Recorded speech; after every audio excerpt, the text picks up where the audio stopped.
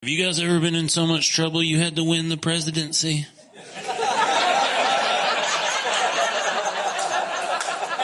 I've been in some jams before, you know what I mean?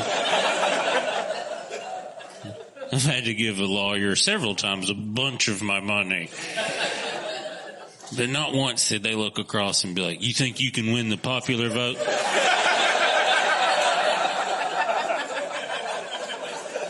I'm going to take that money, but you're going to have to do that part too. Because you've done so many crimes, man. He's still doing them too. I don't blame him. People are like, can you believe this? I'm like, yeah. Yeah.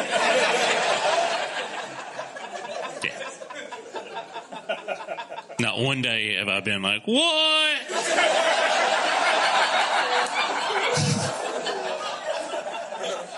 Nope. Stand up.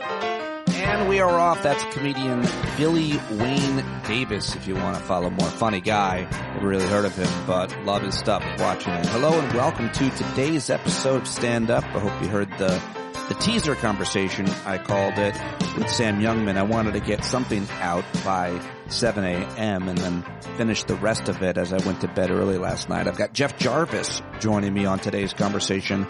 I think you're going to really like it. I interviewed 4 people yesterday live on YouTube and Substack. I hope that you caught them, but if you didn't, you can watch them on YouTube where they live forever. YouTube.com/standupwithpete. Subscribe to that while you're there. But first, I've got your headlines and your clips, a clip show, lots of audio to get to on today's show. If you want to skip ahead to my conversation with Jeff Jarvis, it begins at 37 minutes. But let's get to yesterday's headlines, shall we? And as a reminder, I can't do any of it without your support. We've got 750 people that are paying subscribers, but we always lose several at the turn of the month. And so I really would love to get up to 800. Ideally, it would be like 3,000 or more. But I am very happy and thankful and grateful that all of you who are subscribed are. If you're not, patreon.com/Pete Dominic. Right now, you get 5 episodes a week, as well as the Hangout, sometimes 2 every week, the Discord platform, and so much more. So many people have connected and built friendships, relationships to last a lifetime. I'm so happy to be part of so many of those with you. So thanks for joining me. Let's get to the headlines.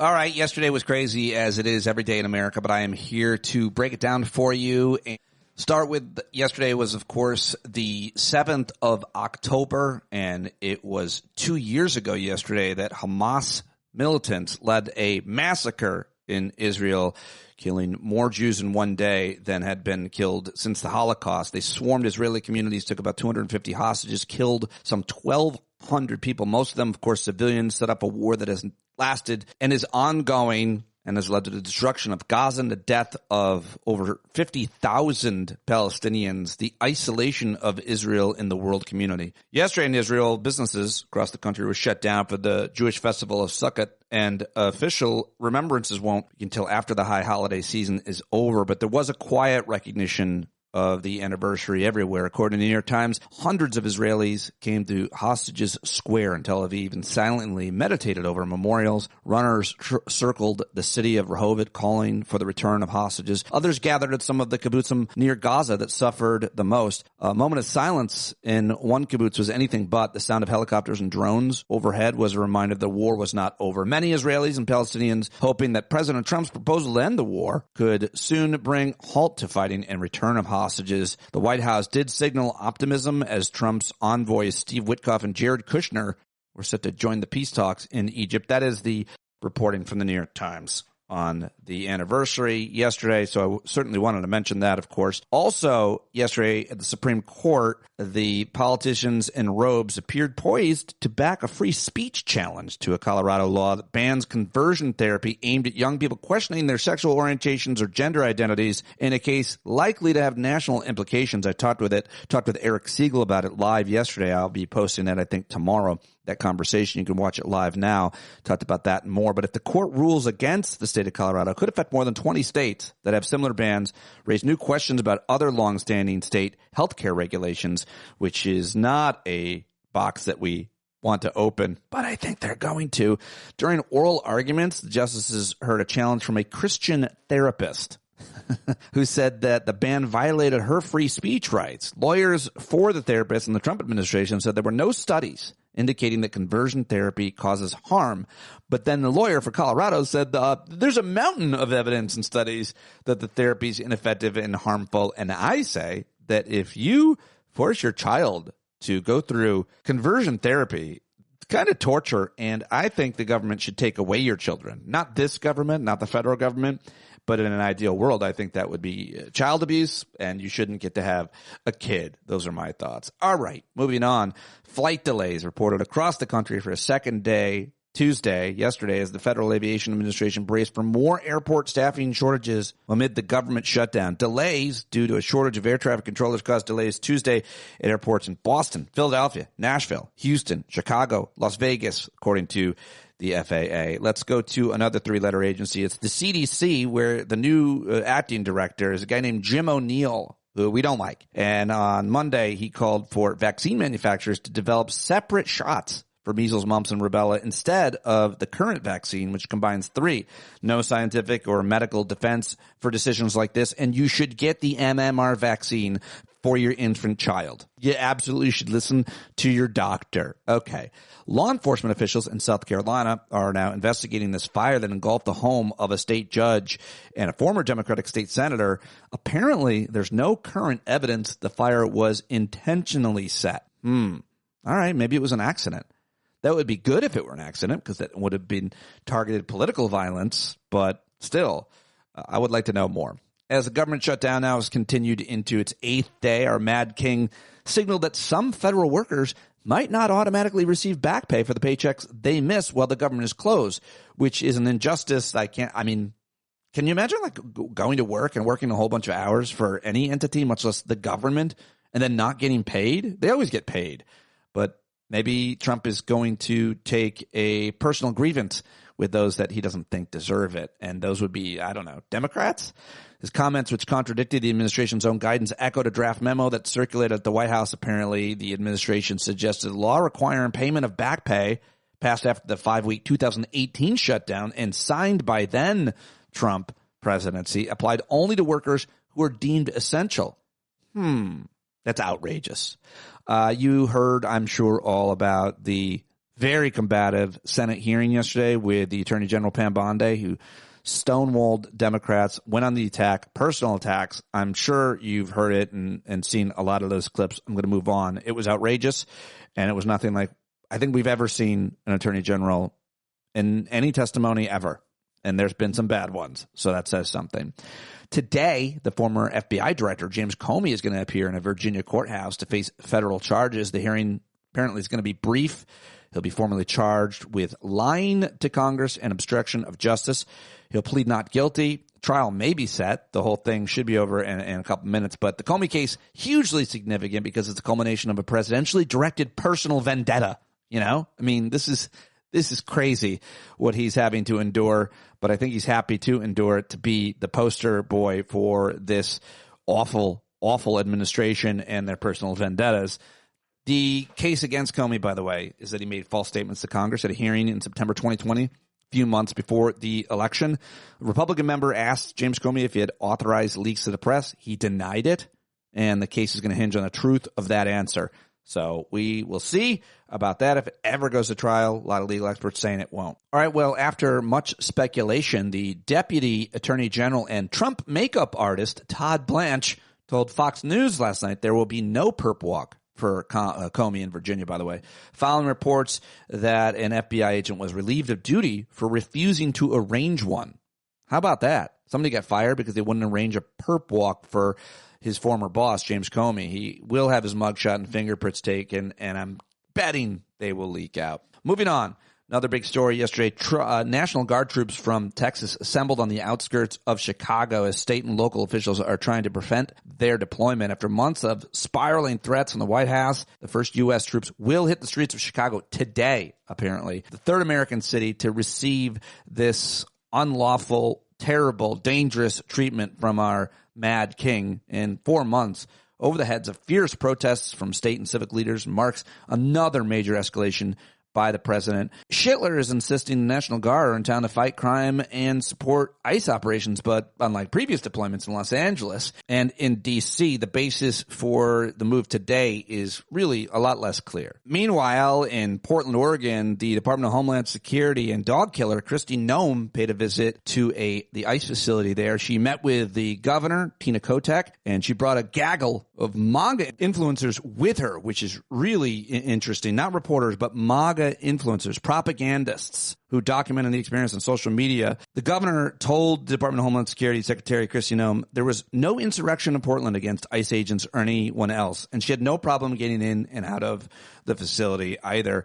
So both Chicago and Portland are going to confront the legality of National Guard presence today. And a U.S. District Court judge in Chicago declined to immediately block the National Guard during an initial hearing on Monday, but she did set a hearing for tomorrow to rule on the state's request for a temporary restraining order. And of course, our Mad King floated invoking the Insurrection Act if a court blocks his efforts to deploy the troops. So we are at an inflection point, and it is not a good one. Moving on, the EU has proposed increasing steel tariffs to 50% to counteract global overcapacity in Chinese imports. The eighth day of the government shutdown. Who are the winners and losers? Well, Republican Congresswoman Marjorie Taylor Greene has doubled down on her support for addressing the expiring insurance subsidies. In an interview with NBC yesterday, she said, "What I'm upset over is my party has no solution. The health insurance issue is happening right now. These premiums are going to go up." Who would have predicted this? Marjorie Taylor Greene siding with Democrats. They don't have nothing, but it is all of the headlines that I've got for you. There you go. Those are yesterday's headlines and some of what's happening today. Now it's time to get to the clip show. Here are some of the clips that I gathered for you. And, you know, I feel like this doesn't get enough support, the clip show. These are such great clips. How many of these clips have you heard already by the time I share them here on the podcast? I bet you some, but not most. And it's a lot of work getting these. So I don't know where my awards are, but this is always a fun segment to put together for you, but it does take a lot of time, so I hope you appreciate it. Let's do it. Let's start with comedian Trey Crowder. He's got another 3-minute rant. This is on Trump deploying troops to more cities to protect ICE from Antifa or whatever. Take it away, Trey. Hey, y'all. So Donald Trump wants to deploy more National Guard troops to American cities like Portland and Chicago, and why not, after they did such a good job cleaning up the streets of D.C.? No, I mean, literally. They're mostly just picking up litter and raking leaves and shit on account of they ain't got much else to do in D.C. because in spite of what Trump said, turns out it ain't exactly the Mogadishu of the Mid-Atlantic. Who knew? But there's one thing we can count on the Trump administration for. It's doubling down on dubious dumbassery. So even though the D.C. deployment has objectively been a complete waste of time and taxpayer dollars, Portland and Chicago are next. And for the same stated reason. Because their soft, dim leaders have allowed each of these blue cities to devolve into gay Gotham, just overrun with Antifa terrorists. Yeah, I've said it before, but it's so funny to me the way these people view the far left, especially in places like Portland. It's like, aren't they just a bunch of wispy soy boy cucks riding their unicycles to gender studies class, dreaming up pronouns and shit? Or are they a dangerous insurgency? An elite faction of Special Forces shadow queers capable of bringing Toby Keith's America to its knees at any time? Like, which is it, MAGA? I guess one of the main reasons I said the Guard is needed in these cities right now is because ICE agents there are under siege by Antifa. But if that's true, shouldn't that be really embarrassing for ICE? Patriots are supposed to trust these guys to rid the country of its scariest/brownest threats, and yet they can't even handle the barista brigade. Kind of makes it seem like ICE is just a bunch of big old bitches, if you ask me. Speaking of which, ICE just did a raid on a Chicago apartment building where they rappelled from helicopters in the middle of the night and terrorized a bunch of U.S. citizens, many of whom were children, by dragging them into the streets and ransacking their homes. And you just know they felt so cool doing it, too, especially because of that helicopter part. In their minds, these guys are all starring in an early 90s Steven Seagal movie. But in reality, they're just starring in a 2020 Steven Seagal movie. The ones where he's fat and sucks and everything's dumb about it all. But ICE claims that this mission was a success because they arrested 37 supposed gang members. But even if that's true, they still also traumatized nearly 300 innocent people in the process. So how does that math work? Like, if you were at a suburban Little League game, one dad gets drunk and belligerent, so the cops get called, and then they show up in riot gear, throwing flashbangs into the dugout and zip tying all your infielders and shit. Like, nobody's going to say that was justified because they also arrested Randy's drunk ass. It's like, no, you're going to say that's bullshit. And most cops would say the same. You know, I mean, unless it was a black neighborhood, then they'd probably say it was standard operating procedure. But anyway, you know what I mean. It's insanity, right? And they know it. They don't care. In fact, it's all part of the plan. They're just going to keep pushing us and instigating and escalating and pushing us further and further until Americans finally push back. And when they do, Trump's just going to declare insurrection the way that Michael Scott declared bankruptcy, and bam, martial law and the death of democracy. Well, we can't give them what they want here, all right? Got to keep protesting this stuff, sure, but without falling into their trap and becoming violent. Except for throwing sandwiches at them. That shit's hilarious. All right, love y'all. Yes, another great rant from Trey Crowder. Well done, my friend. Very well done. Let's listen to Emma Vigeland, who is the co-host of Majority Report, one of my favorite shows. She was on MSNBC. This is actually not from the Majority Report. I'm glad she was there on the weekend primetime show. And I think she's properly roasting Hakeem Jeffries regarding his unwillingness to support Zohran Mamdani. And I love this rant. Love Emma. Let's do it. Happened to vote blue no matter who. Right. I mean, what happened? I was told that, and then as somebody who is a registered Democrat but was supportive of Bernie Sanders both times he ran, I can't tell you the amount of times that was shouted at us, and many of us did. An overwhelming majority of Bernie supporters did end up supporting the nominee. So this is a very unfortunate thing that Hakeem Jeffries is doing for his own political career, frankly, because in that primary, which was the largest turnout in the history of New York City mayoral primaries, Zohran Mamdani won in Hakeem Jeffries' own district by double digits, by around 12 points. Mm-hmm. So this is just basically a siren call for anybody in DSA or anybody who is closely associated with Zohran Mamdani to primary Hakeem Jeffries in his own district. I think that's going to be happening also in Dan Goldman's district, et cetera. What people don't understand, I think, about the pro-Palestine issue is that it's a litmus test for folks. If you can be brave and stand up against this genocide, then we can trust you on a variety of different issues. And Zohran didn't win in spite of his pro-Palestine position. He won a majority of Jewish voters because of it. Yeah. And that is what Jeffries is incapable of responding to as somebody who takes money from AIPAC. And it's why Democratic leadership is bogging down this party right now. We need a change in leadership, because if you can't harness this energy right now, you are basically saying we don't care if Donald Trump wins over and over again and this authoritarian takeover continues, because they're rejecting grassroots energy in favor of donors. And that's the core of the problem right now. Yes, excellent. Every word. Emma Vigeland on MSNBC. I thought that was great. All right, now I've got something special and much longer than I would normally put in a clip show.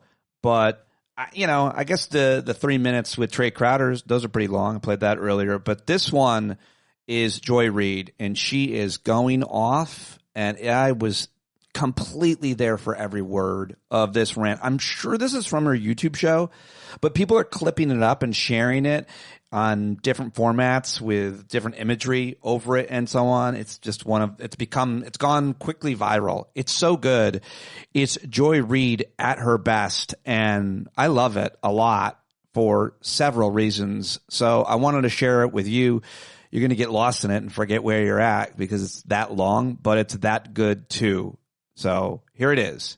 I named it for myself in my notes. It says, Joy Reid, what are y'all so mad about? Why are y'all so angry? You have the White House. You have both houses of Congress. You have a Supreme Court that is completely obedient to your president. They're willing to give him unlimited power. They're willing to say that he can take SEAL Team 6 and kill anybody he wants. They were willing to affirm that. They're willing to say that ICE can racially profile anybody they want.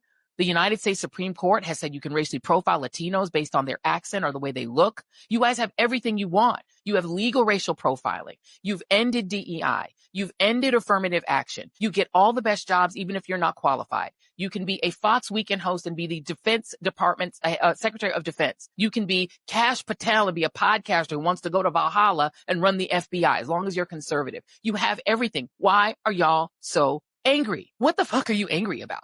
You've banned all of our books. You've banned Black history. You banned the 1619 Project. You don't have to compete with women for jobs. You've chased them out of the military. You've chased them out of the senior positions in the Department of Defense. You've gotten rid of all the Black history in the museums. Museums are terrified. I have contacts that I'm talking to inside of the Interior Department, people who are running all of those spaces where you can go and see a Civil War memorial or something. The people who work in these places are terrified. They're afraid to tell the real history.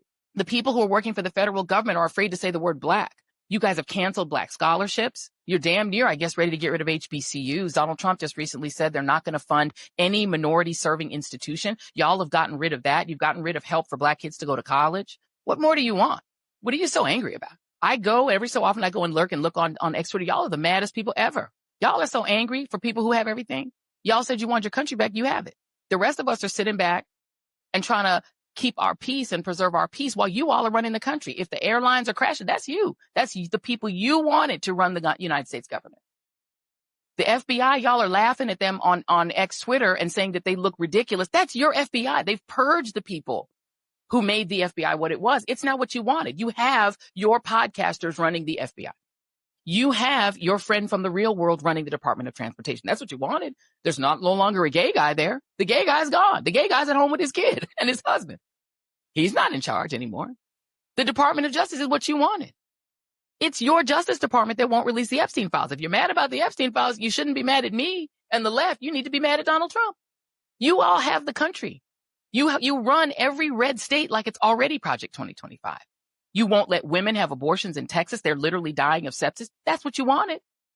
You wanted women to have only 6 weeks to get an abortion in Georgia. You got it.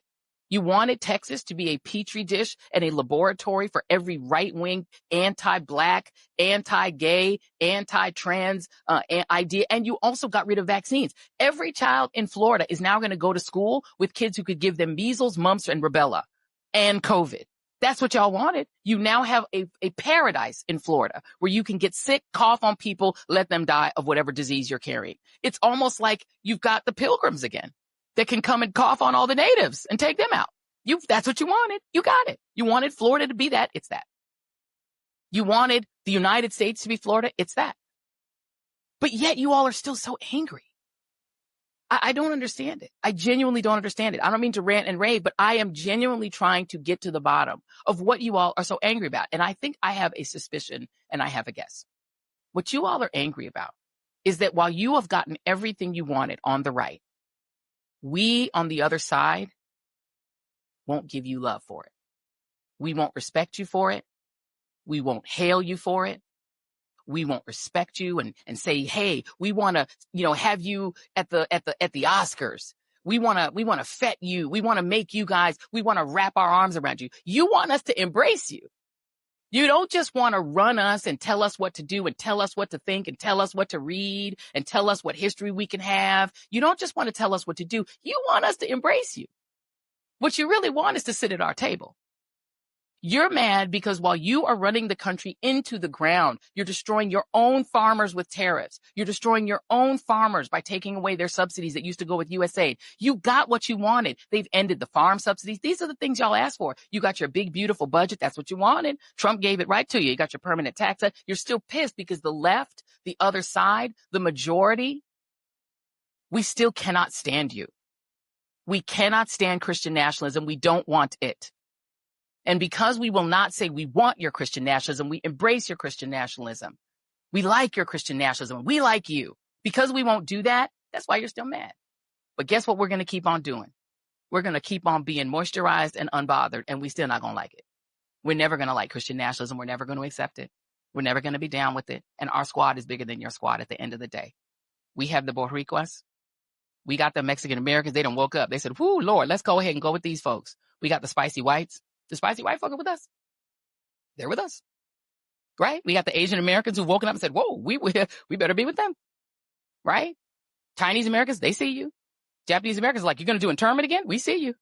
South Koreans are like, oh, we see you. Y'all gonna kick the South Koreans out. Now you're going to cry because Georgia's going to have a worse economy because you're not going to get to have the South Koreans teaching y'all to have those high-tech jobs. The South Koreans are like, oh, well, sure hate it. Africa's like, we're just going to do business with each other. We got BRICS. We don't need y'all. Tourists are like, we don't need y'all. The African Americans, the Caribbean Americans are getting together and said, yo, why are we fighting each other? Caribbean Americans are like, yo, we were y'all. We've been hip hop together. Let's go off. And you're mad at us because we do not want to be with you. This America you want, that's yours, y'all. You keep it. We don't want it. Oh, my goodness. It's me. I'm back. Sorry. I don't want to be here either. I want more of that. I hear you. So good, though. I don't know where that lives. If anybody knows where she originally said that, it's probably your YouTube show is my guess. But like she was on with Waj yesterday live, and I don't know where else she would go on that long without hearing from another voice. Is all I'm thinking. The appropriate place and the obvious place is her show, but let me know. I'm going to find it. So good. All right. Now I've got for you this clip. I'm not sure if it translates as well in audio. I saw this video. This is from a recent town hall in Cedar Rapids, Iowa, where, this is actually from May, but I'm throwing it in the clip show anyway. This is from Cedar Rapids, Iowa. Pete Buttigieg got a standing ovation after a retired teacher simply praised his ability to speak in complete sentences. Here it is. It was a complete pleasure to be able to hear somebody speak in complete sentences.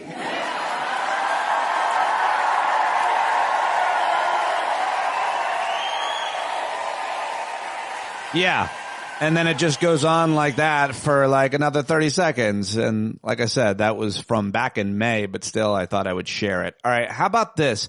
This is from yesterday at the press conference, the Daily. They usually do these up on Capitol Hill in the Capitol. They have in this case, the shutdown is happening. So it was congressional leaders, Republican congressional leaders included. And this is Senator Thune in the background, Senator Barrasso. But you've got Christian nationalist, Speaker of the House, and a guy who's just so not very good or effective at his job. And his demeanor. What do I say about Mike Johnson of Louisiana? Here he is yesterday being asked by CNN's Manu Raju, who continues to do great work, this question. There was earlier this year, you swore in 2 Republican members during a pro forma session. So why not swear in Adelita Grijalva, who was elected 2 weeks ago during a pro forma session? Does it have to do with her 218th signature on the discharge petition, the Epstein discharge? No, it has nothing to do with that at all. We will swear her in when everybody gets back. It's a ceremonial duty.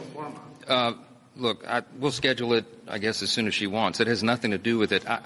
We're in pro forma session because there is nothing for the House to do. The House has done its job. People say, why don't you do more? Let's do more. Now you should do something. We already did something. It was passing a clean CR. We did it. All right. Well, so when she wants, how about now? Let's hear from the newly elected Congresswoman herself on MSNBC with Nicole Wallace yesterday. And when you heard that he said he would schedule your swearing in whenever you want, did you reach out to his office? Yes, we did. We sent a letter yesterday saying, give me a date. Just give me a date. Confirm it. And I'm seriously concerned with the precedent that this delay in my swearing in is setting for future races across the country, which is what, if the speaker doesn't want to, he doesn't have to swear us in, and he can't just ignore the will of the people. Our oath of office is one that I take seriously, and it just continues to be this sort of, ball that he keeps kicking down the road. All right, there she is. And now I want to move on to another clip that I've brought. Thought this is great. James Tallarico, the state congressman in Texas, is now running for Senate. Did you know that? Apparently he's running for Senate. And in this clip, he asks the fundamental question. Some believe Christian nationalists have embraced Trump, seeing him as a contrasting figure to Jesus. Some suggest Trump Jr. even has rejected Jesus' teachings. Christian nationalists have taken Trump as their new Christ because he's everything the first one was not. Jesus was poor. Trump is rich. Jesus was meek. Trump is a bully. Jesus lost. And Trump is obsessed with winning. I honestly think that if Donald Trump and J.D. Vance met Jesus today, they would ridicule him as a single, childless hippie. And in fact, Donald Trump Jr. explicitly rejected Jesus' Sermon on the Mount. He said, turning the other cheek has, quote, gotten us nothing. How did we get to the point where loving your enemy is weak and loving your neighbor is woke? I mean, James Tallarico, that guy, chooses his words, I'm sure, very carefully, but boy, do I like the words that he chooses. He's good. Can he make a difference in Texas? Can he win? A white Christian man? Come on, Texas. All right. Well, what else do I have for you here? How about a little Jon Stewart, who is the host of The Daily Show on Monday night? 75 million Americans voted for a Democrat in this last round of presidential elections. And at this moment, they have zero power at the federal level. Not in the House, not in the Senate, not in the executive, and not in the courts. There has not been a moment of conciliation or concern about the issues and policies that drove those 75 million votes. Not a moment. At present, the Democrats' largest victory over these past 8 months is getting a guy who may or may not be a criminal back from El Salvador so Trump could send him to Uganda. That was the big win. And then suddenly, a small ask for people's preservation of health care is a Molotov cocktail. Because apparently Republicans won't be satisfied with 99.8% domination. They must have it all.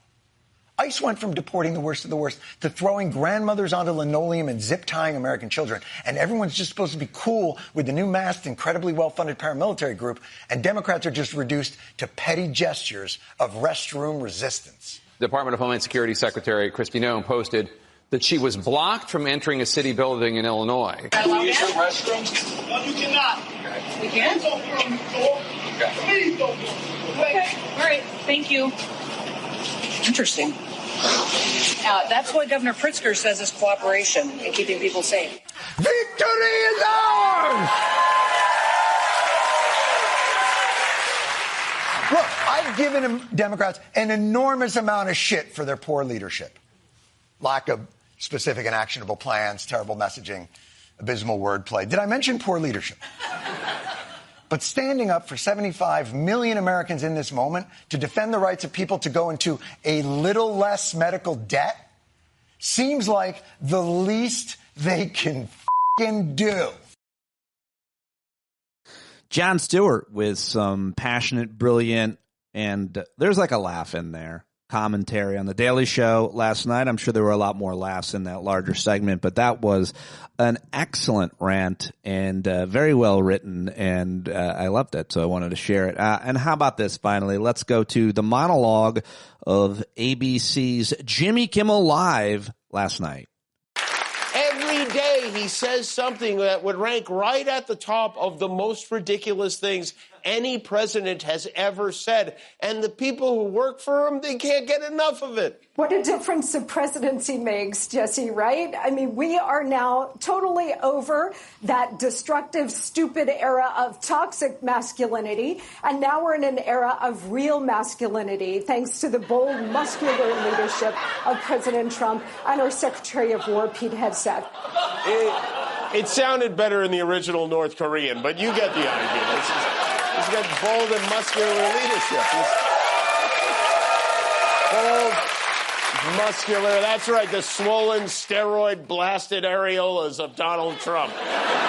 The Senate Judiciary Committee was at work today hearing testimony from Trump's Attorney General, Pam Bondi. Bondi refused to deny that border czar Tom Homan was seen accepting $50,000 in cash in a paper bag at a Cava restaurant. He hasn't even denied this either. How crazy is it? $50,000 in a bag. The FBI got it on tape. He's still running the border. He's still in charge of rounding up illegals. Hey, Tom, if you're looking for illegals, we found one living in your house. Also, I realized I didn't play any of those clips from Pam Bondi yesterday, but let me include them now as Kimmel talked about them because I liked having his reaction and the live audience reaction to what we all saw with our eyeballs and heard with our ear holes. There were a lot of questions about the Epstein files.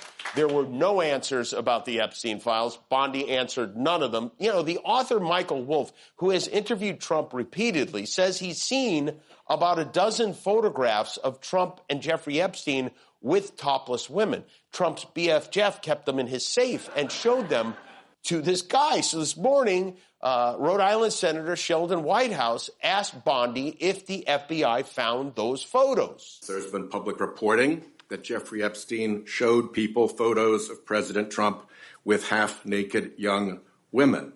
Do you know if the FBI found those photographs? You know, Senator Whitehouse, you sit here and make salacious remarks, once again trying to slander President Trump left and right. Didn't hear the word no there, did you? Did you hear it, Guillermo? No. No, I didn't hear it either. Well, maybe it'll help if Senator Whitehouse repeats the question. The question is, did the FBI find those photographs that have been discussed publicly by a witness who claimed Jeffrey Epstein showed them to him? You don't know anything about that. Okay. Did you eat the Polaroids yourself, Attorney General? Please. And then Senator Dick Durbin of Illinois jumped in. Attorney General Bondi, why did you publicly claim to have the Epstein client list waiting for your review and then produce nothing relevant to that claim? Senator Durbin, if you listen to my entire clip on that, I said I had not reviewed it yet, that it was sitting on my desk along with the JFK files, the Martin Luther King files. And I said I had not yet reviewed it. Right, I got other things to do. Do you want Bigfoot making your kid trans? No. Let me do my job. One thing we know for sure is that Donald Trump doesn't want us to see these files, which to me is all you need to know. I mean, you walk in on your teenager, he suddenly pulls up the covers and slams his laptop shut. I think you have a pretty good idea of why. You don't need to look at his browser history, but for whatever reason... All right, there you go. Jimmy Kimmel Last Night, Jimmy Kimmel Live. So glad that he is back and doing those jokes in front of a live audience. I think there's something about hearing that live audience react in the way that they do that affects the way you feel and think about things. If all these people are laughing at that, well, then I'm not alone. That's always been the idea of having a live audience all the way back to its origin. I think I should know, having been a fluffer for so many of these shows over the years. And I love that live audience laughing, and I'm not sure that people remark on it or notice it, but it's a whole different show, a whole different program without it. Okay, well, folks, let me get to my guest today. He is a legend here on the show and in a lot of other spaces and places. He's had a long, impressive, thoughtful, interesting, amazing career doing all kinds of different things in media and journalism, doing it, to teaching it, to writing about it. Of course, he's published several books. You can read them over at Buzz Machine. And I first heard him on the Howard Stern Show when he would be a caller and then a guest. Howard would call on him because he was an earlier supporter of Howard Stern's programming and his free speech rights. He's also a real anti-racist and anti-sexist, I think. It's worth mentioning along the lines of a David K. Johnston, who we talked about that issue with. Jeff does great work every day. I love following him on all the social media outlets. I love seeing him on all these other podcasts that he is on and in. I hope that you will go support him. He's been a huge supporter and subscriber of mine. We were live yesterday afternoon around 10 a.m. actually. Yesterday morning we were live. You can watch this on YouTube, youtube.com/standupwithpete. Let's do it right now with Jeff Jarvis. Jeff Jarvis, welcome back. So happy to see you. I'm on the couch. I always consider these my therapy sessions. Good. We love to hear what you have to say about your relationship with your father. May he rest in peace. I have a lot to talk with you about, and I'm very happy to see you for all the reasons that we're all always happy when you join us. First of all, I wanted to get your reaction to a media story, all the media stories, of course, but the big story yesterday was that CBS, the new ownership, Larry Ellison's son, a Nepo baby, billionaire, has brought I like to call the Ellisons now the mini Murdochs. Okay, I want to know why. But so he runs CBS now. Paramount bought CBS. Am I doing good? And so he's like, I'm going to put this woman, Barry Weiss, in charge of CBS. He bought the Free Press for $115 million, although it only makes about $15 million, so that doesn't make sense. But by that reckoning, you're worth about $90. $45, $50 million, I think. $97. If you buy me now, for 97. And so that doesn't, the financials don't really make sense. So it seems it would be an ideological. What we have is billionaires putting people in charge who share a certain ideology as opposed to objective journalists or those that would purport to be. Your reactions to the Ellisons, Barry Weiss, and anything around this first? It's a frightening consolidation of media. And I never was one of those to worry about consolidation of media because I always thought that it was the dinosaurs huddling together against the cold wind of the future. And they were dying anyway, so I didn't much care. But I was wrong in the current context because what's happening is that it's like Hungary and Turkey and Russia. Trumpist moguls are taking over what's left of mass media. And so the Ellisons, like the Murdochs, are father and son, père et fille, and they have Paramount, and as you say, they bought Viacom with CBS. Reports have it that they're going to buy Warner Discovery and thus CNN. They're a controlling acquirer of TikTok, which was our alternative to mass media. So it's a frightening consolidation. And it's not just that it's owned by the same people. That's one matter, but it's who's owning them, what they're doing. So as soon as the Ellisons have taken over, they've taken the Tiffany network, transformed it into the Kmart Flash and Blue Light Special network, thrown in Barry Weiss, who fancies herself a heterodox thinker. She left the New York Times in a huff and now created her Substack empire to be bought. And she's now in charge of CBS News, which is appalling. She's not a journalist. She's not a reporter. She doesn't have experience at this. And Pete, the interesting thing to me is going to be, it's one matter for me to stand up on a high horse and say that some lowly producer at CBS faces a crisis of conscience working for her. Right. But it's another matter to look at the big money people at 60 Minutes. And what happens when she comes in and she Bigfoots in 60 Minutes. And I think they're going to be duty bound to protest publicly, to quit, or else they're not standing up for what remains of journalism.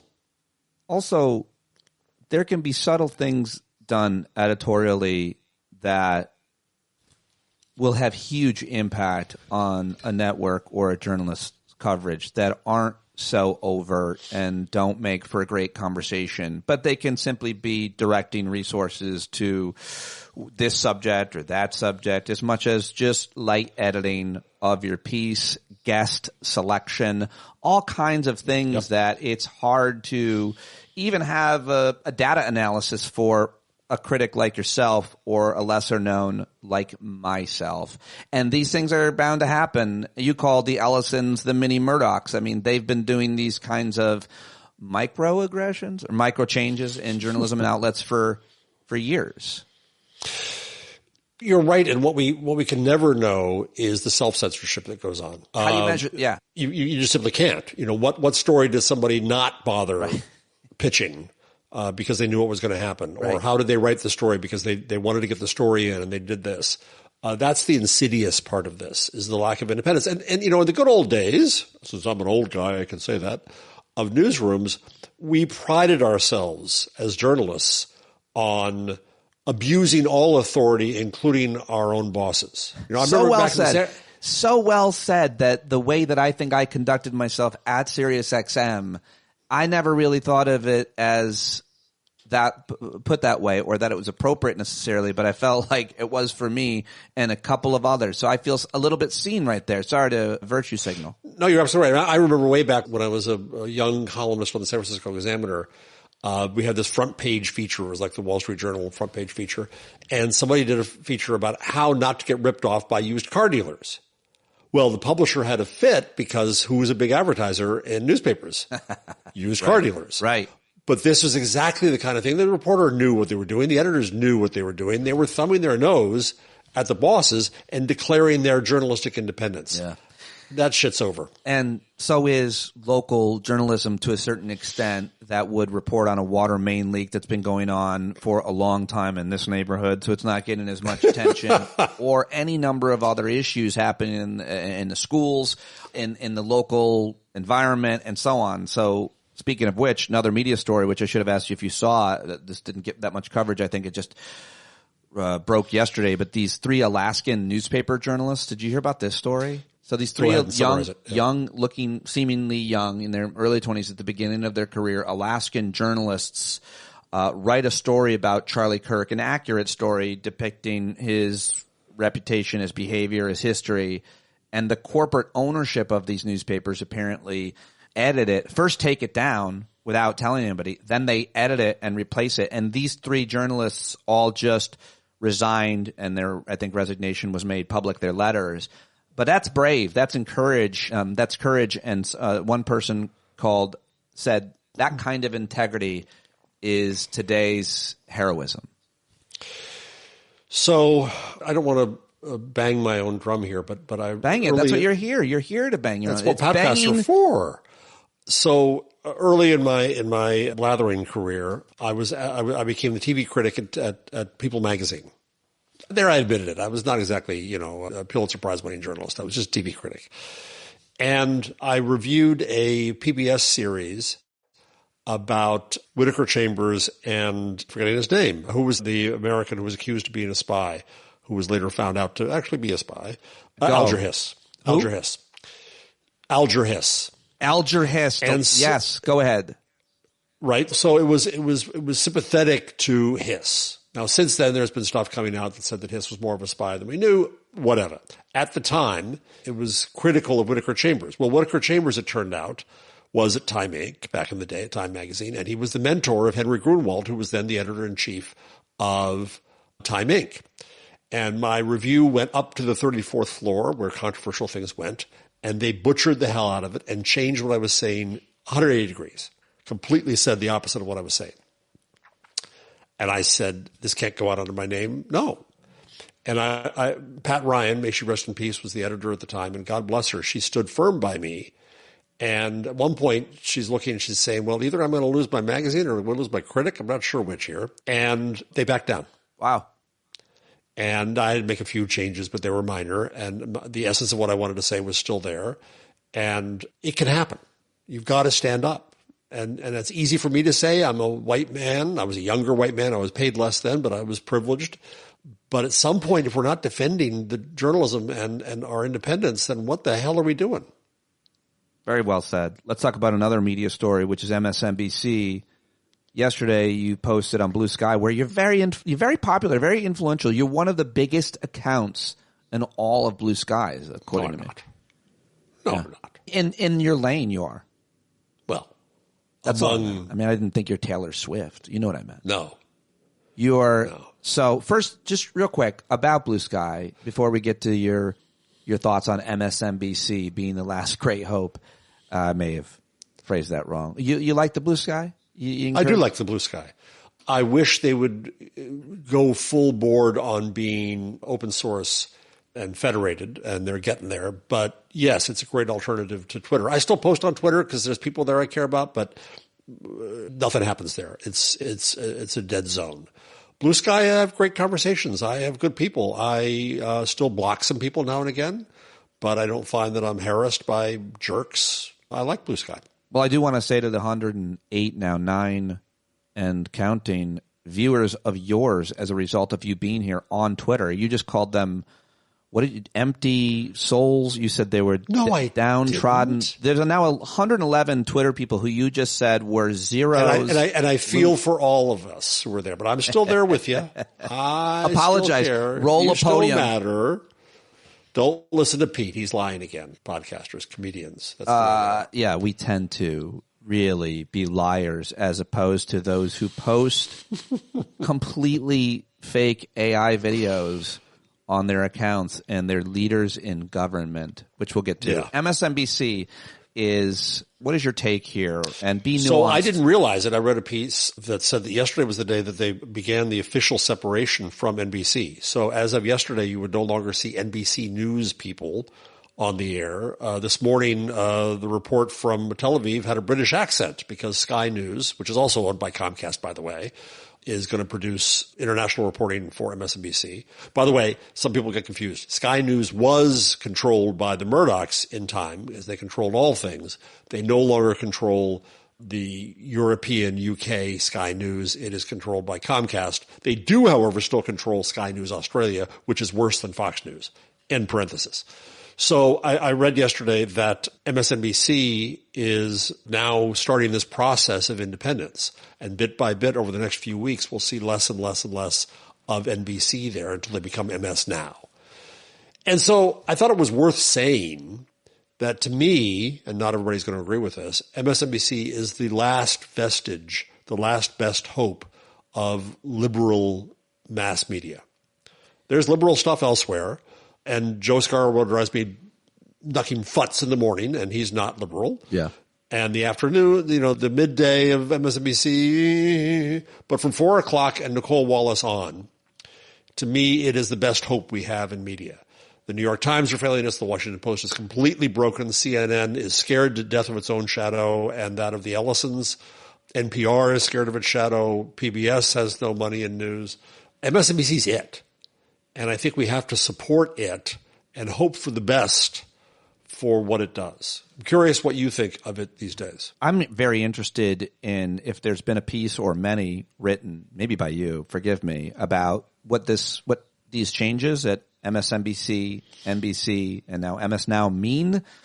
You mentioned a couple of them. I find that really interesting, and I'm wondering more about that. Also, I just wonder, you said it's the last liberal network. A lot of people who describe themselves as leftists and a lot of kind of left-wing leftist media, from, the Majority Report, Sam Senior and Emma Vigeland, to all these other YouTubers that are really popular and influential, and I would argue extremely intelligent and thoughtful about politics. They're leftists. They would criticize MSNBC, yes, and they do all day. Yet, I would argue I'd put Chris Hayes up against almost any leftist. He's certainly good friends and has the respect of a guy like Sam Seder, I think. But that's a little bit of nuance on MSNBC. I don't know. I only also just want to say I watched an hour of CNN yesterday, like 2 o'clock, monitoring their coverage in terms of their story selection and so on. And it was the hour that Boris Sanchez interviewed Stephen Miller. I thought he did a pretty good job at letting Stephen Miller hang himself. One might argue that he shouldn't have him on, that they shouldn't have him on, but I'm not one to argue that. But I think they did a pretty good hour of story selection at CNN. So I wouldn't completely dump. No, I don't either. I think CNN, they've had me on their shout show, with Abby Phillip. And God bless her, she tolerates a lot. Unbelievable. I wish they'd book me on something where I don't have to shout, because we have to shout there to get going. But anyway, no, there's good people at CNN. I say with empathy toward them, because they could be in the same boat as CBS News if Barry Weiss is suddenly their boss, and they've had tough times. So I think that they're going to be scared. Now, let's be clear. We talked about this last time I was on. I appeared on CNN to say what the employees there could not say. Yes. About that. Right. And they knew what I was going to do, and they had me on, and God bless them. They opened that door so it could happen. But I worry for CNN. And CNN was never portraying itself as the liberal network, by the way, so. I'll let people decide what anchor they think I'm talking about, but I was recently on CNN, and I've been on with a bunch of different people, so you can't guess. But the anchor basically texted me back, implied that I thank you for saying what we can't. And yeah. I thought that was an interesting admission to a certain extent. And also want to mention and give a shout out to Ali Velshi, who my friend Tina mentions in the chat, because what he does on Saturdays and Sunday morning for 2 hours a piece, it's a longer form. He has the best experts. 3 hours? 3 hours now? He goes to 1 o'clock, doesn't he? Does he? Hold on. The work that he and his team at Velshi are doing on the weekends is the most important, I think, coverage, journalism, whatever you want to say, on all of cable television. Again, we're talking about TV with all the caveats of the profits they need to make and the platforms they have and the time that they're given in an hour and so on. But Velshi's the best. Yeah. I long called him the hardest working man on TV, because he was out there. He's doing less of that now, where he was appearing everywhere. He was subbing for everyone. I'm glad. He was going to every story. And he shouldn't be. I would always, he's a good friend, and I would reach out to him like, stop it. Get out of the fucking street. Get out of the hurricane. Yeah. Get back in the studio and interview anti-fascist historians. Yes, exactly. Yeah, he's 3 hours. He's doing great. He's doing great. He has such great guests and very relevant, important analysis. So 3 hours. I apologize. Ali Valshi. We'll send this clip. All the more important now. Reset your VCR. All right, so that's the MSNBC. It still has a flashing 12, I'll bet. I can't imagine. Remember how much time we spent with our digital alarm clocks just trying to get all the way back 12 hours. You just fast forward and you're so tired. You're just trying to set the alarm. You go past it. You got to start over. And now you're all worked up before you go to bed. Now I just tell my AI robot that sleeps with me and holds me. I say to her, I call her by her name, Alexa, and I tell her what I need and she delivers. She does. Yeah. And she loves you. Let's talk about how German journalists are and she loves you. German journalists are doing a better job covering America's fall than American journalists. You specifically sent me, and you shared this link at your Blue Sky account, to a Der Spiegel article, and it's about Christian nationalists. Christian nationalists are gaining a solid foothold in Washington. This is the most important story, I think, in America right now, overwhelmingly, for lots of reasons. Why are the Germans, why are the Europeans doing it better than the mainstream media, in American corporate media? American media. And it's Der Spiegel, it's the Süddeutsche Zeitung, it's Die Zeit. So I took German in high school and college, and everybody, even Germans, say, why did you do that? And I explain it's because nobody liked the French teacher. And I didn't pay attention. Mein Deutsch is sehr schlecht, but with considerable help from Google, I try to see what they say over there. And so I every day I go to those three publications to see what they have to say, and I consistently see better coverage of the fall of U.S. into fascism than here. Why, you ask? Well, one potential reason is their history. They've been there. They're more attuned to it. Another is simply distance. I think they can judge America from afar better than we can. But I think the journalism is just simply better. And I'm going to speak at Medientage München at the end of the month, Media Days in Munich, and I'm going to beg them. I begged a friend of mine who's the editor of Die Zeit to do what Der Spiegel did and translate more of these articles and make them open and available for American journalists to read. So Jörg Schindler did this piece. I mean, I love it every time you do it, and I would wish you would do more, just throwing in German words in our conversation and doing the German accent on them. Please give it all to me, please. Fingerspitzengefühl. It's a favorite of mine. And if we're going to talking about policy, we can always talk about the Leistungsschutzrecht. We'll leave that for another day, Pete. There's a line that supposedly Mark Twain said, and I did a lot of research on Mark Twain for my new book about the linotype, Hot Type, coming out next year from Bloomsbury Academic, and always be selling. And I can't find, I think it's apocryphal, but supposedly Twain said, I'll supply the vowels, you supply the umlauts. So anyway, Jörg Schindler, J-O umlaut R-G, did wonderful work. And when he wrote this piece in German, I emailed him and I said, really great work, and please get this translated. And they did. Great. And then he had another piece today about Trump's thought police. Der Spiegel also a few weeks ago looked at the stances of Charlie Kirk and said that he would be classed as a right-wing extremist in Germany. The Süddeutsche had a column about just simply how stupid Trump is, which also, by the way, The Guardian recently had a piece on too. So it's the Europeans who win the day. And I just, it's as you know, and I usually yell about this on this show, how depressed I am, how angry I am at the quality of American journalism at this momentous time. So it's good to see at least some journalism elsewhere that's good, but it doesn't do us much good here. Can I try to diagnose the reason why American corporate mainstream media does not cover the Christian nationalist movement the way that they should, using the terms that they should, and so on, which I think is just simply that they don't want to fall victim to the victim narrative, that Christians are the most discriminated religion or group of Americans in the country. This firmly held belief that a lot of American right-wingers, MAGA, and certainly evangelicals think that they are the most victimized group and need protection. And so for that reason, there's a lot of Christians in power in editorial rooms and newsrooms, and even those who aren't. And the Supreme Court and Congress.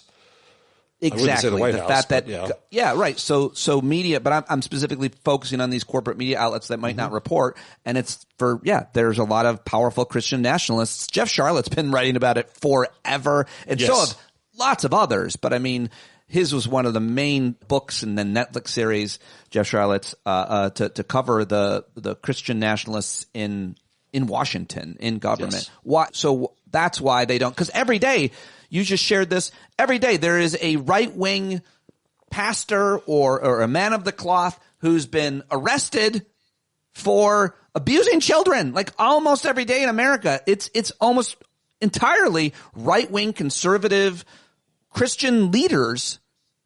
One of Trump's most influential religious influencers, a Texas pastor, just got arrested. It happens all the time. Why don't they cover it? Why isn't it covered better? Why do we have to go to the fucking Germans? No offense. Sorry. Hey, they just did good journalism. They call them the fucking Germans. Stop. Sorry, Germans. Stop. Sorry, Germans. Yeah, it's not a phrase I say a lot. So two things. One, I'm the brother of a Presbyterian minister. Oh, wow. Oh, you said that with deference and respect. Oh, she's a good Scotch drinking liberal minister. Yes, she's a she too. Yes. Wow. And fairly early on as an ordained minister. Now retired. She was in Philadelphia for a long time. And I used to have discussions when she was in Princeton with my sister and her colleague and say, you've abrogated the pulpit of television and mass media to the whack jobs. Because I think that so-called mainline denominations are frightened of mass culture, of degrading the religion and mass media. And I think it was a huge mistake. It enabled that most powerful pulpit to be taken over by the whack jobs and the grifters and the pedophiles and the corruptors. And so they've lost, their religions have lost control of, to put it crassly, their brand. The other piece, so I'm going to do a little more German thing here because I know you like it. So I was reading a translation of a book that's coming out. I'm doing research on a next book on the death of mass media, and a piece by Gunther Anders, there's an umlaut in there, about the translation is coming this winter called The Obsolescence of Humanity. Oh, great. Yeah, so interesting piece. That sounds and so I'm fun. reading, I was reading it, but I really wanted to read it now. So I read a translation of a Spanish translation of the German. So I knew it was not going to be great, but the ideas were there, and I was reading it. I'm sorry for this long preamble, but I'm getting to the point. So the translator, whose name I don't have handy, talked about I don't even know how to pronounce it, banalization, the making something banal, the banalization of politics and of evil. And it obviously comes off of Hannah Arendt and the banality of evil. So I looked up the German version, and the word there was Verbiederung. And it's going way past my 8th grade German. So I went to the socials, and God bless the socials, especially Mastodon is the greatest for this kind of question. Wow, interesting. You're still German over there friends, touting it. help me out here. Is this a proper translation?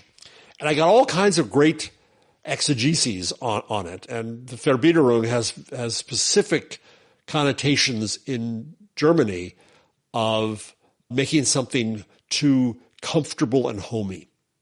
My point at long last is that I think what American journalism is doing is banalizing evil. They're making it banal. In the case of Arendt and Eichmann, she was saying that the banality of evil was that he was common and anyone could do evil, and that's the danger that we face. But what I think we see media doing is taking something that is apparently and obviously evil and awful and dangerous and terrible, and they're trying to soften it. They're making it banal. Right. They're engaging in Verbiederung. I think that's it's part of moving the Overton window. It's part of both sidesing. It's part of normalization. But I really liked this idea that they're trying actively to make bad things banal. And that itself is evil. Oh, really well said. And you can think of any number of issues and incidents that are occurring across this country and the way that they are covered and to some extent become normalized. And, for example, American military in the streets, how that is covered, where it's covered, how much time it's given, as well as just snatching people off the streets, which is a separate thing that gets lumped in. Have you had Elizabeth Spires on? No. Oh, you should. Oh, you're going to love her. Elizabeth Spires, who was a frequent columnist for the New York Times and was the original writer and editor of Gawker back in the day. She's brilliant, absolutely brilliant. And she put up on the socials yesterday this great scene from Portland, from the war zone of Portland, where a guy in a big frog outfit was pushing back the troops. I shared it. Just by being a frog. And she said, we must remember the power of mockery. And I think that's so important and so right, is that we still have that power, you, comedian, in humor, to mock these jerks. AOC said the same thing. A lot of people are saying that mockery, ridicule, all of it is extremely necessary during these times. And that's what the historian said was also important and effective as well. And we've seen our modern day authoritarians like Putin come for those who do that. But that, by the way, that video of the frog walks the line back to the ICE facility and then it's like one of those inflatable frog costumes and then starts like thrusting its hips like it's fucking the ICE agents protecting the facility. And it's just, I don't know what it is. I don't know how to. It's brilliant. But let's also be very clear. It's courageous as can be. Well, one of those people in one of those silly costumes Nazis got sprayed in the air vent. Did you see that video? No. An ICE, whatever Fed agent, secret policeman, he took his spray, whatever that mace shit that they use is, and he put it right in the air vent that inflates those costumes, which I don't know. That should be one of the things they say, yeah, you can't do that. Cause you could, I don't know what physically that could do to a person, but that seems like a bad thing to be in an enclosed space with mace. Anyways, it's bad enough to be in there with your own sweat. By the way, it's bad enough that you own one of those, but it is courageous, and it does make a mockery of them. And by the way, speaking of journalism, I thought it would be an important and interesting thing to see who is covering these ICE facilities, because if people don't know, and correct me if I'm wrong, Jeff, or anyone, what is happening in Portland, specifically in Chicago and in cities across the country, is there are protesters who have identified the facilities where ICE, usually nondescript, not advertised, but often they are, ICE is bringing the people they are snatching off the street. There are protesters outside of those facilities, and therefore there are a whole bunch of members of different law enforcement agencies protecting those facilities. But I thought it would be important to go to see who's like live streaming all day. What's it like all day, to get the complete context of what it looks like outside that Portland ICE facility? I have not seen that. There's a lot of them. I went to a 7-hour live stream from this guy. You know, I vetted it out. He's a legitimate dude. There's a lot of these people. It's a great opportunity for anybody with a camera and a platform. I was thinking about going out there just to interview those who are actually doing it, to find out, get some context about it. I love that. But basically, that's our new media. We don't have the reporters to do it. That's how we're going to find out. You don't need about them. These things. You need them. You need the reporters, because the reporters need to have the credibility that what they're doing is honest and transparent. And unfortunately, anybody can go with a camera and a platform. Everybody has equal access. Witnesses are now empowered. Yep. Except for everybody has equal access, though the bigger your following is, the more access you have. But yes. Speaking of which, let's give credit to somebody whose following is growing, former student of yours. Juliet Jeske might have had one of her biggest hits of her career, maybe the biggest since she started her project under your tutelage at the school that you used to work at. And it's called Decoding Fox News. And yesterday she posted, and I bet you almost everybody here has seen it at this point, because it's gone all across platforms, this side-by-side of the great American Jesse Waters, who had a guy on with a mask who said he was former Antifa and a former drug cartel member. So she puts him up side by side. It's clearly the same guy. And she's the only journalist that did that. I don't know what it means, but what do you want to say about that video or Juliet's work? Just Juliet's the greatest. I haven't been on MSNBC in quite some time, and I think it may be because on their air, I begged them to do a segment called We Watch Fox News So You Don't Have To, and they didn't. And Juliet went and did it. And she's courageous as can be. She takes no shit from any bullies. She did work while she was in J school on frightening extremists. And she's great. And she's making a passable living. You should all give her more money to support this work. But she's at least able to feed on ramen noodles, checking on what Fox News is and is not saying to the world. And I think it's so critically important. By the way, there are some of these, I'll call one out that I've got at least two sources who have worked with them. New media outlets that are dominating as progressives. Midas Touch is who I'm referring to. That do not have, I'll just say, very good, honest business practices. They're not paying a lot of people on time or what they deserve. They're making, I think, millions of dollars now at Midas. I like a lot of the things that they're doing and the way that they're doing it. I do. But I've heard from a lot of people who are not getting compensated appropriately. I wouldn't say that I've heard that about people working at the Bulwark, which seems a lot more buttoned up. And all I'm saying, Talking Points Memo or others, is that there are a few of us who are still entirely working alone by our lonesome, eating ramen, who would like a little more support. We're not trying to compete with those guys, Midas Touch, Bulwark, or Pod Says, but people like Juliet, me, and hundreds of others that have good reputations doing good work get cynical and a little bitter that people are sending their money to some of these bigger outfits that don't have the best reputation. So give your money to Juliet at Decoding Fox News. To the sources, yeah. And Midas Touch, I mean, I too like their attitude and I like what they're doing in terms of what they say, and they stay on top of things, but what they don't do is credit the people who are doing the work. And that too. They lift the work of Juliet and others, and they get paid for it in their views. That's where they get paid a lot, and their subscribers. And it doesn't cost them anything to at least cite. Yep. And it's better for their credibility. And it's funny they because should be doing it. That's why, by the way, simple reason why it's a good point. Juliet has complained a lot, I think openly, about not getting credit from certain media outlets like them, I think, and others. But yesterday, my favorite independent is Sam Cedar. The Majority Report, Sam Cedar, I think he does great work. He played and talked about this story. He gave lots of credit to Juliet and said go support her while he plugged it the way that you did. And that's why I believe people should support people like him as well. I agree. There's an ethic to this. And it goes back to the early days of blogging where if you didn't link to somebody and didn't give them credit for what you were saying, then you'd get shunned. And you should have. And then journalists were terrible at picking up blogger stories and not crediting them. So we had to make sure that we live at least by our own ethic. Did you hear about a story in your state of New Jersey, a young man harassing these two young women because one of them was critical of Charlie Kirk? He then basically stalked one of them. He was reported to the police. Apparently they didn't do anything. I'm not sure what they could do given that he hadn't necessarily couldn't. He drove into them and killed them.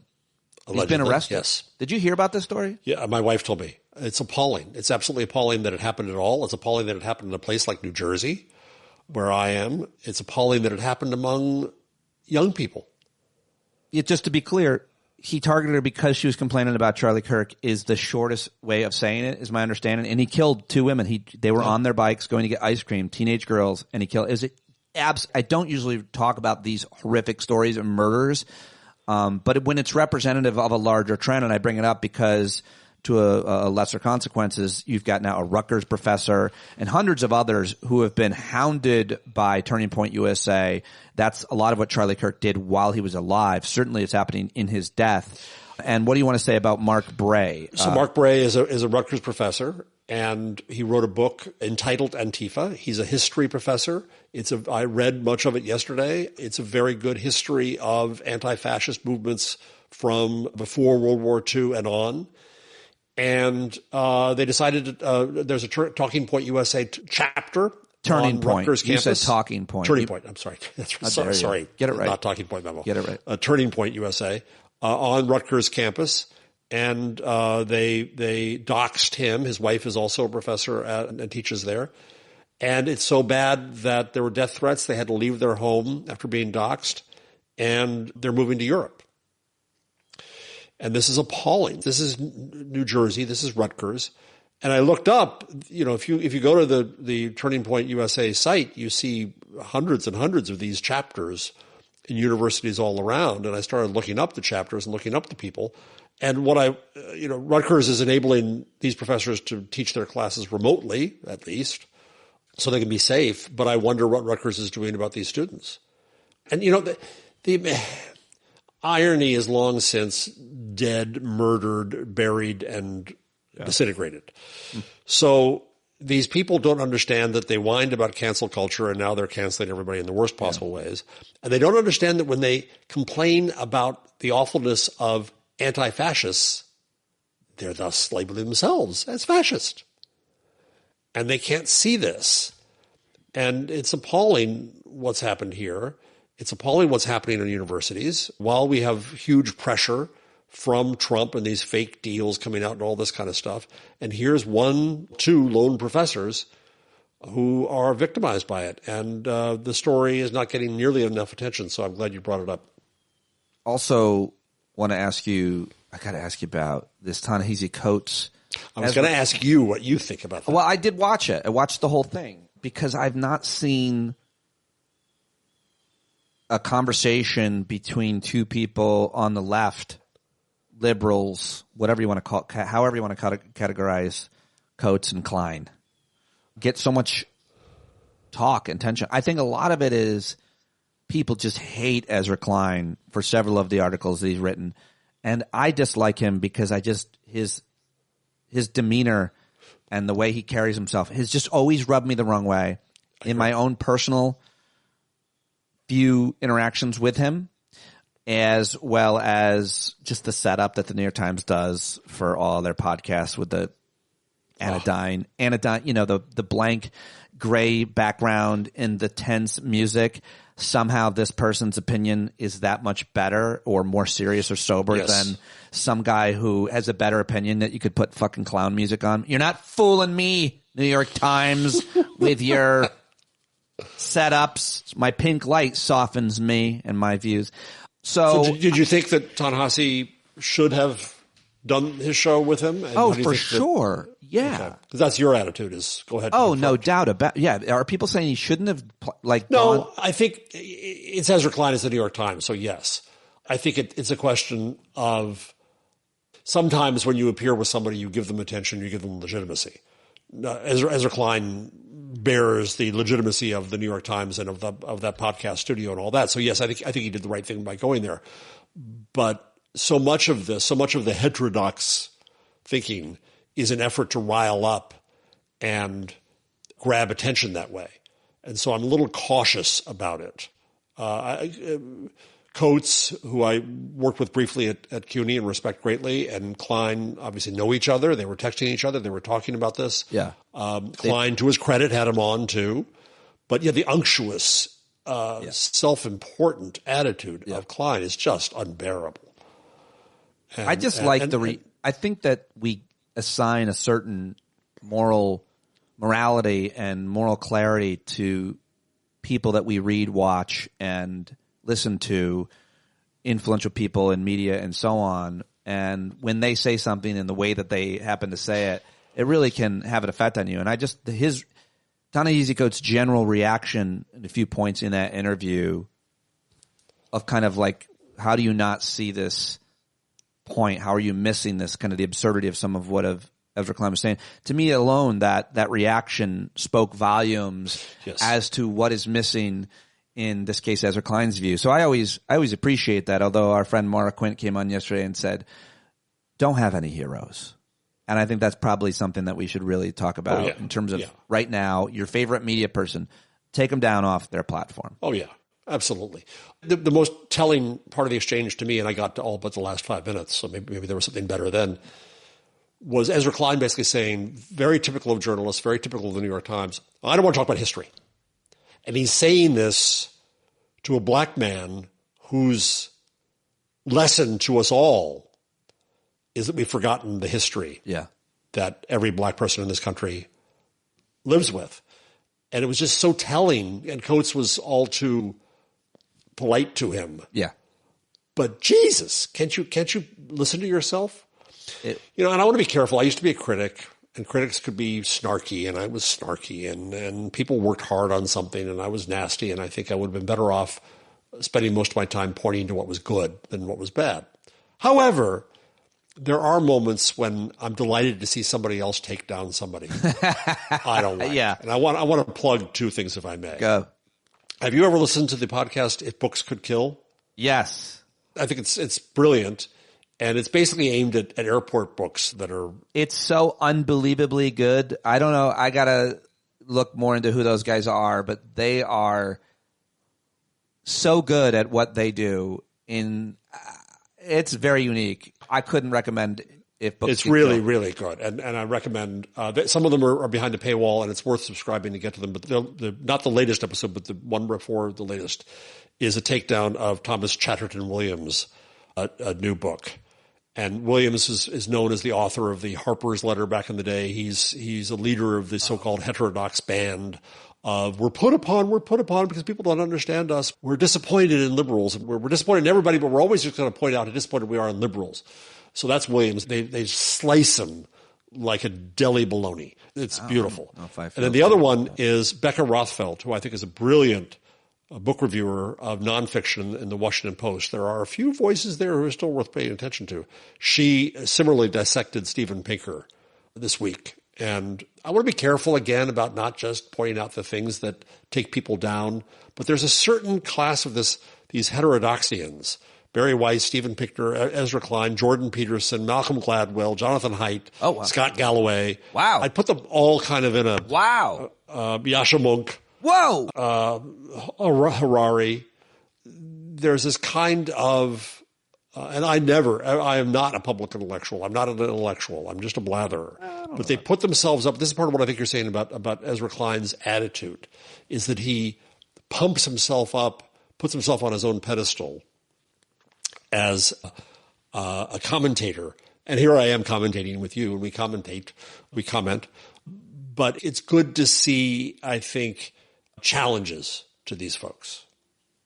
I don't think you're not necessarily taking someone down if you're also at the same time spotlighting somebody else's work. In this case, Becca Rothfeld and the If the Books Could Kill podcast. I mean, maybe you're doing both things at once, but I think it's, I don't know. I like the way that you communicate and talk. And so it's certainly helpful to hear your take on these things. And you cover so much every day. You take in so much, and you're an American treasure. So I always love talking to you and I think you're an intellectual compared to me. You are. Well, it's because I can pronounce umlauts. Your German is really something. Well, you wouldn't know, so that's fine. I mean, I know that it scares me when you do it, but it also makes me laugh. I know that when I hear the language in general, I don't love the way it feels. It's a pretty cool language, actually. French, but I can't do cool. genders. The genders throw me. Declining, I just can't do it. What do you mean? I can't do it. Oh, gender, male, female, neuter. Yeah. No, and the way they mangle it. Oh my God! I don't want to. I don't want to know about. I don't want to know about that. Did you take a language in high school? I studied Spanish for 6 years, and then I studied Italian for several years. Because how are you with them? I'm pretty good at understanding them. That's impressive. Not a conversation about economics or spirituality, but like if talk to me like a baby. I can get you a towel if you asked me. Well, listen. What's towel in Italian? Asciugamano. Oh, I like that. That's why I chose it, because it's such a great word. It's such a ridiculous word for towel. Asciugamano. Like, calm down. It's a rag. Stop doing that to yourself. I mean, I think certain things get a little bit too much in some of these languages. Why are you shitting on C-SPAN? And then I'll let you go. How dare you? The C-SPAN, it's all idolized and all that. They came up with a new feature called Ceasefire. So their first show in Ceasefire, who are they going to have on to discuss politics and have on a balance and have on, it's the opposite of Crossfire, the old CNN. It's the opposite of what Abby Phillip has to go through every night. It's Ceasefire. So who do they have on? Rahm Emanuel, who liberals can't stand, even though he's supposedly liberal. Sean Spicer, Mike Pence, and then also Faiz Shakir, who I don't really know well, and people say that they like him. Okay, 1 out of 4. But good Lord, that's not representative of anything except the old failed man club. The CEO of C-SPAN is a guy named Sam Feist, who I know really well. He used to run CNN's politics forever, and that's all you need to know about why those people are there and why that segment. You know, I guess he's brought in to run C-SPAN and make it more. I don't know, like the rest of media. Good luck with that ceasefire program. That's disappointing, to say the least. Sam Feist. I heckled him in a boardroom. You did? When I was hired at CNN in 2010, they had a new show that John King was hosting. That's how I got hired. And they brought me in to do a lighthearted segment at the end. They wanted me to do like a commentary, like a Lewis Black or like an Andy Rooney type commentary. I'm like, I'm not that guy. I'm not a great writer. If you write it, I'll perform it. But I instead pitched a man on the street segment, which they liked, and that's you. Yeah. They hired me, and I did it for a year, and it was an awesome opportunity. I loved it, but I was pitching it in a boardroom in D.C., in a conference room, to John King and all the producers and all the staffers, like a whole room, and I'm in the middle of it, and Sam Feist walks in, and he's wearing like a full suit, and I'm doing my bit, which I had a rule for myself: always carry yourself in the hallways and your interactions with executives and media companies the way I would on the air. Like, be on. I was almost always on. And now I'm in front of an audience, and this guy walks in, and he's like, don't mind me. And then John King says, oh, that's Sam Feist. He runs the bureau. And I make the choice to take a shot at the king. Take a shot at the king because this is who I am. I'm going to make fun of John. I'm going to make fun of everybody. That's what I do. And I said to him, because he was in a suit on a Friday and everybody else was casual, I go, it's casual, it's Friday and you're wearing a suit. What are you wearing on Thursday? A cummerbund? A tuxedo? And I'm getting huge laughs. He did not like it. But I still got hired. So give him credit. I got one more question for you. Louis C.K. on Bill Maher about Riyadh. I know you've talked about this. You've been on CNN about this, but what do you think about is the story getting enough coverage? Is it getting too much coverage? How do you see the I think it's getting probably maybe too much coverage, and I participated in that, given everything else that's happening. But I also think it's important to cover, and I think on the heels of the federal government canceling a comedian's show and him triumphantly returning all because of money, I think that it's important to talk about, because here I am on CNN and everywhere else, international networks, talking about comedians and free speech, and it's the only thing that we're all in solidarity about. And then 2 weeks later, I'm back on those same networks going, oh my God, I can't believe these comedians who only have the moral authority to talk about one issue, free speech, are going to a country where the government is the worst at free speech and doing it just for a press release for that government to normalize that government. So, yeah, right. I mean, I think it's a pretty easy – I started with a lot more nuance. In the end, I think it's pretty easy to pass judgment on. Yeah. Don't do it. And by the way, you're going to lose more money than you're going to make potentially, because maybe not. I mean, a lot of these – Chappelle's not going to lose anything. Chappelle punching down at trans activists arguably got him more fans than he lost, is my guess. Well, that's our current atmosphere. Yeah, that's the America we're in.